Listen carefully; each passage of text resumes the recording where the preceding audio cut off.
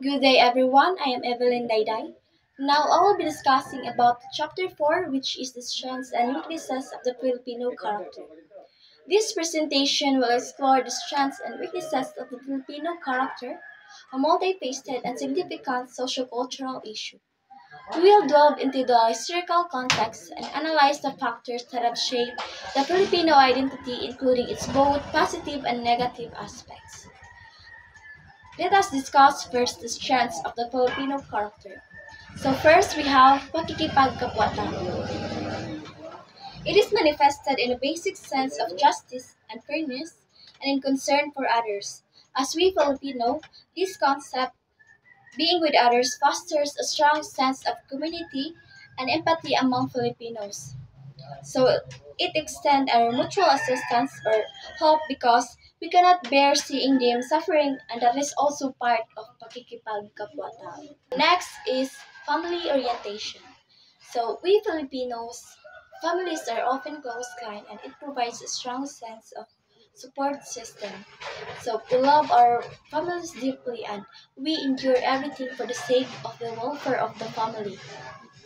Next, we have joy and humor. So we Filipinos have different approach of our ups and downs in life. Di ba, bisag unsa ka kalisod, like, nakay problema, pero mas nalang ka. Bisag ka ng, mga bagyo nga naitabo sa country.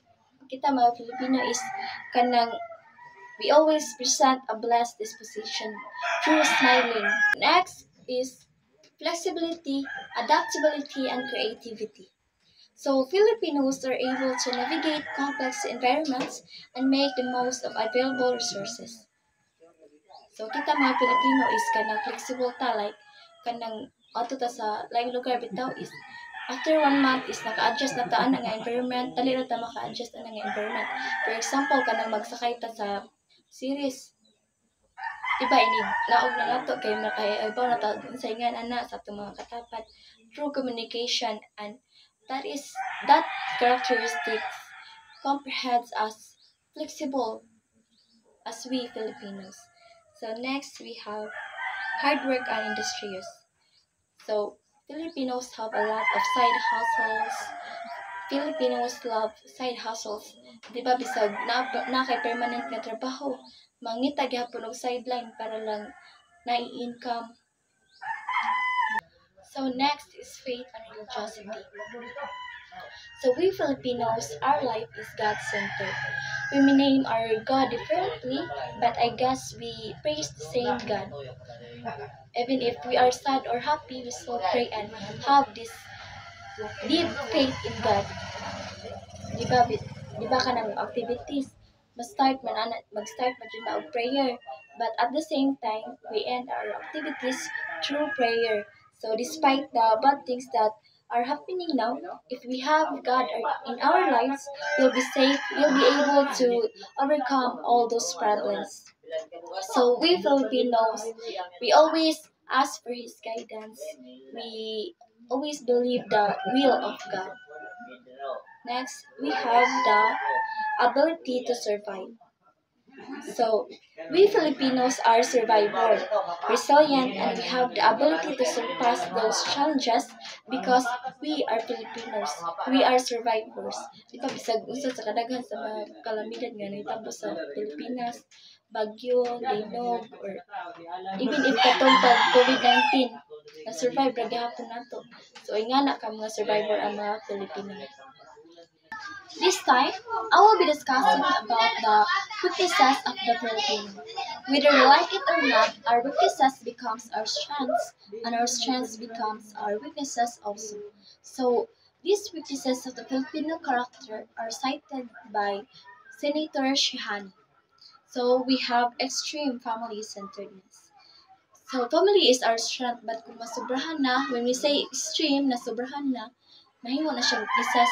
For example, a government official, mas gipili pa niya ang needs sa kanang iyang family over the needs of the community, using their position to secure their jobs of their family member, even if they are neglecting the needs of the community, the larger part of the community in which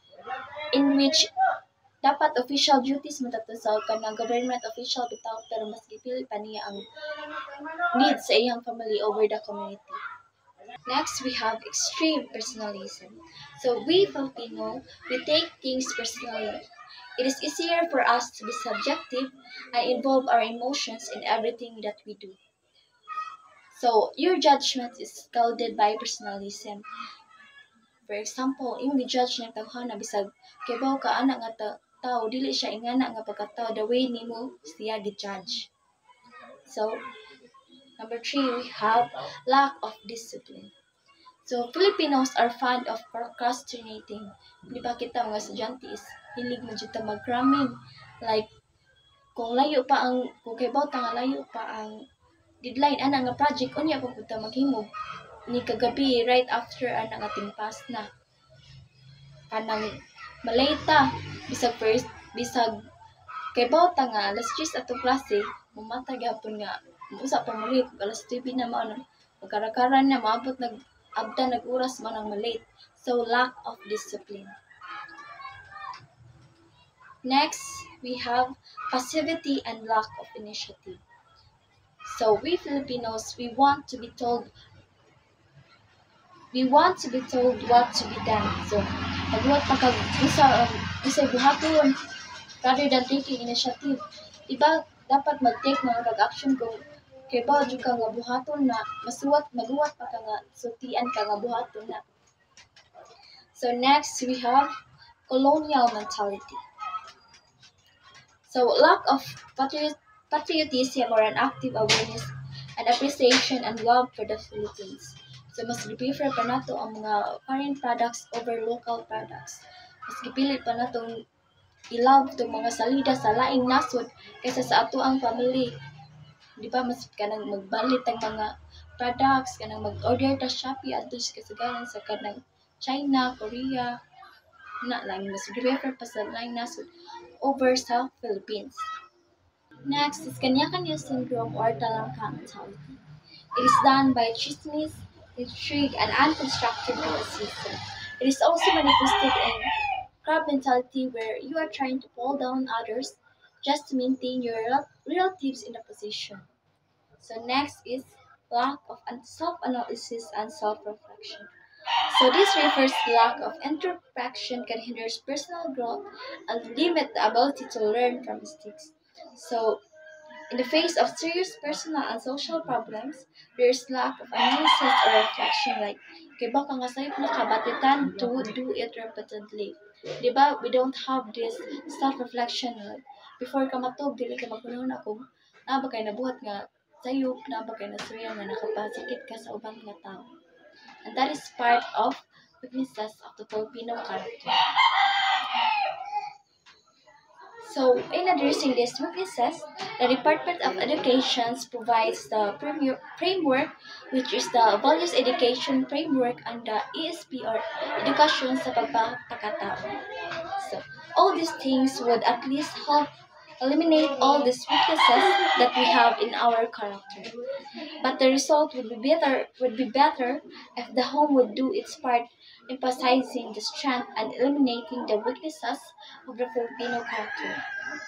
And the schools would actually strengthen those things that are learned at home.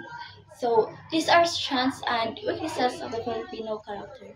I hope you learned something.